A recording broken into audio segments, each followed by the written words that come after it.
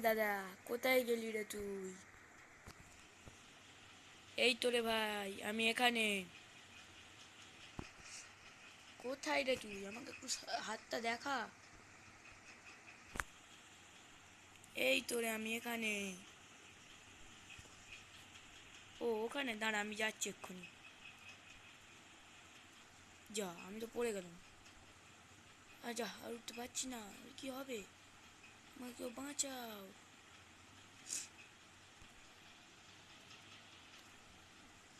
ডুবে যাচ্ছি, আমাকে কেউ বাঁচাও। বাঁচাও।